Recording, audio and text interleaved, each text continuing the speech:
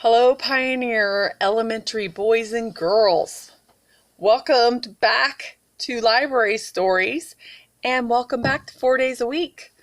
Hopefully you all are enjoying being together and kind of getting things moving along for summertime. Anyway, we are going to read today Boom Chicka Rock by John Archibald and illustrated by Suzanne Tanner Chitwood.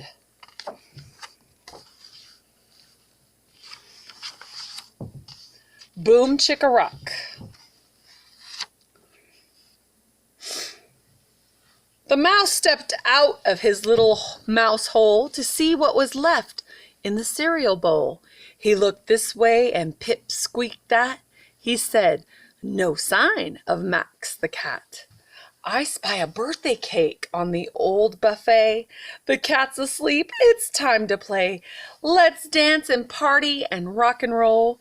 Bring out the good china dishes and the big punch bowl." Tiptoe, tiptoe, rickety rock. Let's sneak away from the kitchen clock. Lion's asleep, and said our number one. Now's our chance to have some fun. I'm with you, said number two. My left foot's dancing in my right foot shoe. Everybody rock around the room. Boom chicka rock, chicka boom.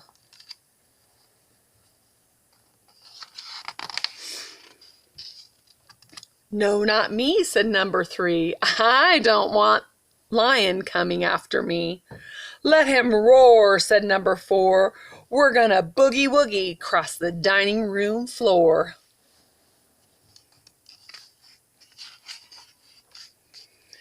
Sakes alive, cried number five. He'll be churning up a storm in the old beehive. Fiddlesticks, said number six. We'll throw him by the tail into the pancake mix. Everybody rock around the room. Boom chicka rock, chicka boom. My engine's revving, said number seven. But the cat's in the way of the old buffet. He fell asleep on the Queen Anne chair, dreaming of mice he hopes to scare. No time to wait, said number eight. Climb over the lion before it's too late and jitterbug over to the birthday cake.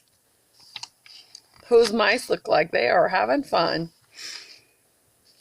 Hands on your hips, said number nine. We're gonna bunny hop.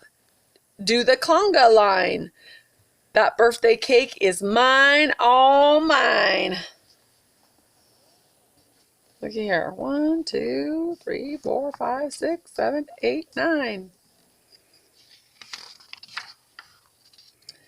Fast as you can, said number 10. Let's electric slide through the lion's den. I'm Big Daddy, Dancing Daddy, double digit 10. Lion can't catch me. And I'll say it again. Come with me, Cousin 11. We'll waltz by Max into midnight heaven.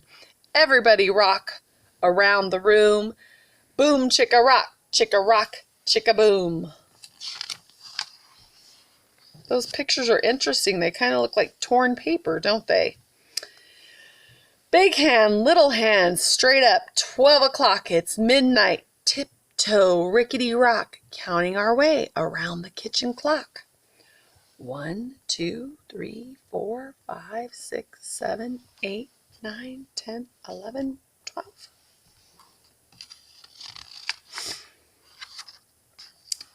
One, 2, 3 o'clock. 4, sweeping up the crumbs on the kitchen door. 5, 6, 7 o'clock, 8 o'clock. Mice feet dancing around the good china plate. 9, 10, 11 o'clock, 12. Now the mouse is swinging on the dinner bell. The clock struck 12.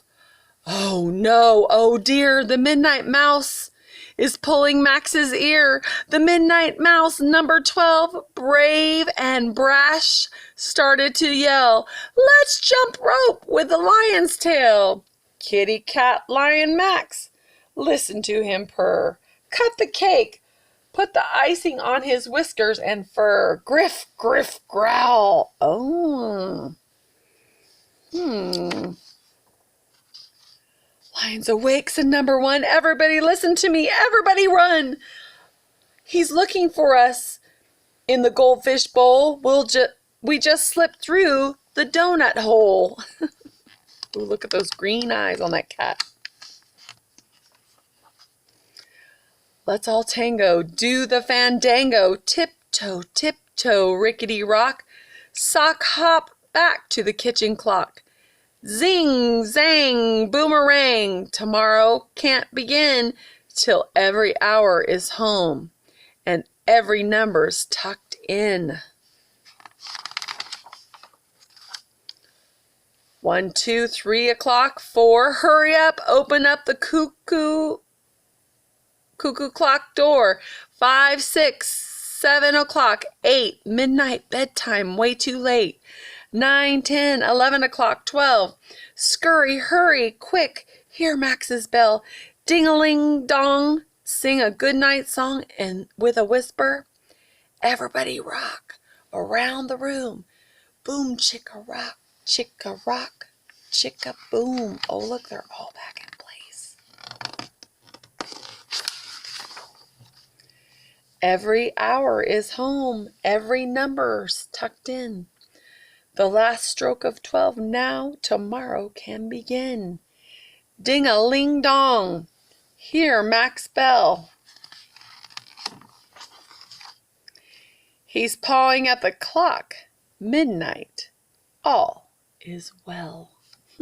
That was cute. I like the illustrations in that book. Kind of look like torn paper. Boom, chicka rock. I have another story for you. A Frog Thing, a book by Eric Drachman and illustrated by James Mascarello.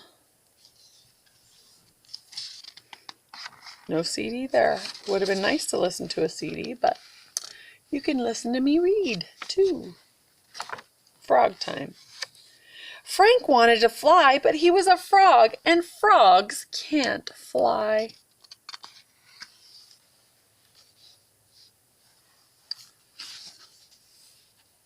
Frank was different, though. Special. Aerodynamic. You can do whatever you set your mind to, Frankie, his parents had promised. So Frank set his mind on flying, but it was more like falling than flying, and everyone laughed at him.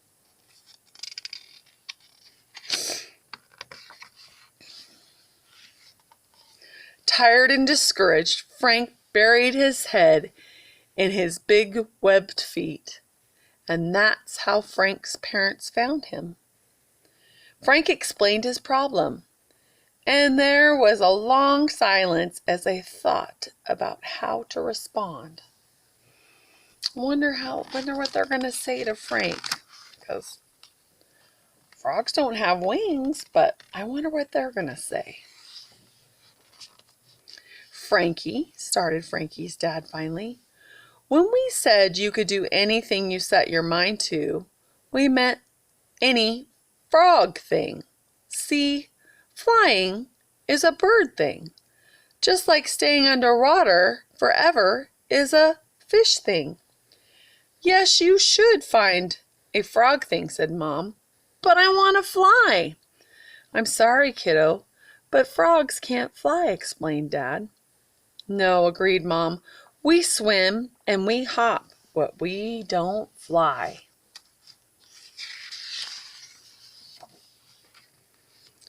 They don't understand, he thought. We understand, they said, and they patted Frank's shoulder. Frank sat in the dark, still sad, but growing more determined. I'll show them, he thought. I'll learn to fly.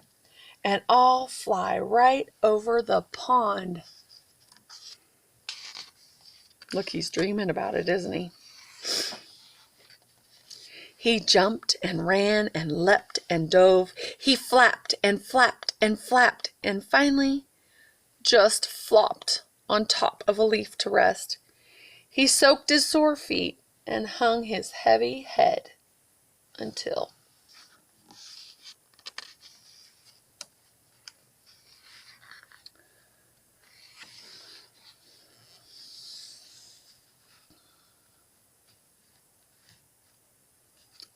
something crashed into the water and started to sink. Frank leapt into action. Splash! He swooped down, swept her up, and swam her back to shore. Oh my goodness, looky there.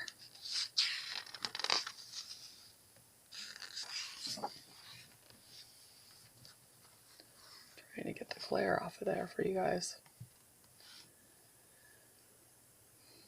The nervous mother bird hugged her baby tight. Oh, did I skip a page? Did I? No, I didn't. Her baby coughed and wheezed and opened her eyes, safe and warm in her mother's wings. The mother bird turned and kissed Frank right on the cheek, and he was very surprised and a little embarrassed. Thank you, she chirped. What a great swimmer you are. How can I ever repay you?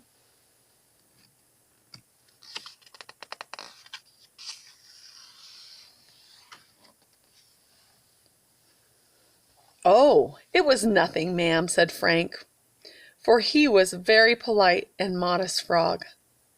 Please, I want to do something for you, anything, she said. Well, suggested Frank, I really want to fly. But frogs don't fly, said the mother bird. I know, admitted Frank. And you still want to fly? She said. Frank shrugged. I've set my mind to it.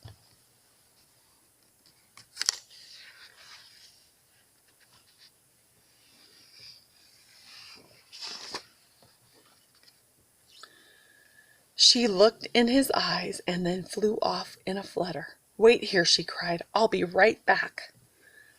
And she did come back with another bird and a twig between them. Grab on, she called. Oh.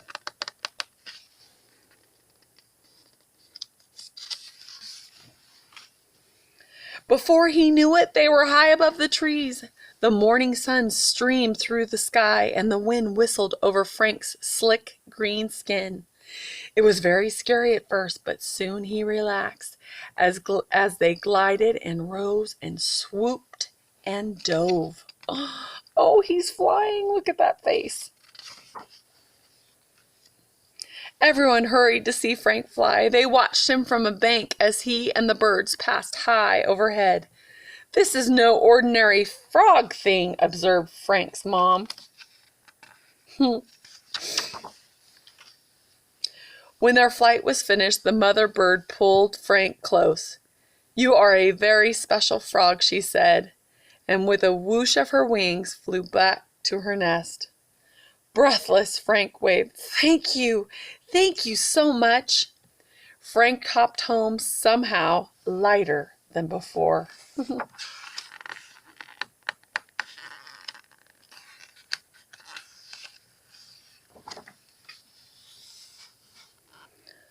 On his way, he met his folks. Frankie, we saw you up there, his mother beamed. Fantastic, croaked Dad. You can do anything you set your mind to. Anything, agreed Mom. Well, any frog thing, maybe, Frank explained. The birds were the ones flying. I was just holding on. But I do think I could be one of the great swimmers. His parents smiled proudly as Frank joined his friends in the pond. Yay! Frank wanted to fly, but he was a frog, and frogs can't fly. But they can sure swim. The end. A frog thing. That was a good story too. I hope you boys and girls enjoyed the stories, and I will see you next time.